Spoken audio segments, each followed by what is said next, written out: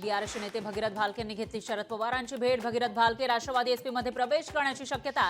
भालके पंढरपुरातून विधानसभा लढण्यासाठी इच्छुक. अजित पवारांची अडचण वाढण्याची शक्यता. शिखर बँक घोटाळा प्रकरणाची एसआयटीकडून चौकशी करण्याची मूळ तक्रारदारांची मागणी. येवल्याच्या मुकादमानं मराठा ओबीसींमध्ये भांडण लावण्याचं काम केलं. मनोज रांगेंचं नाव न घेता छगन भुजबळांवर जोरदार हल्लाबोल.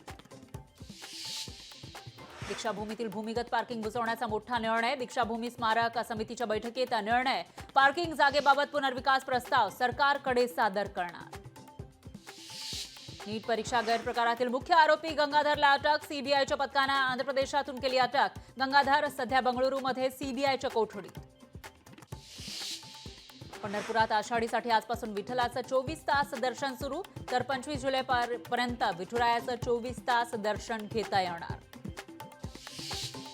साताऱ्याचं कास तलाव ओव्हरफ्लो. वसराई धबधब्यानं धारण केलं रौद्र रूप. तर सातारा शहरवासियांची पाण्याची चिंता मिटली.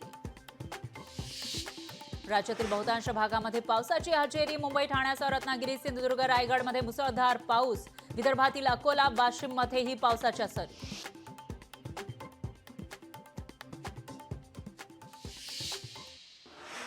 राज ठाकरेंना इस्लामपूर न्यायालयाचा मोठा दिलासा. राज ठाकरेंची शिराळा आंदोलनाच्या खटल्यातून मुक्तता.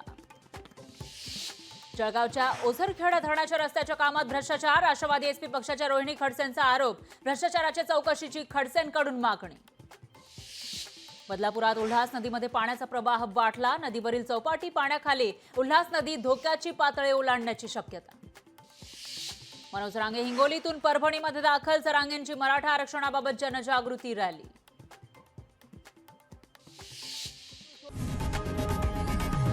लोकशाही मराठी ऐका, पहा, जागरूक रहा.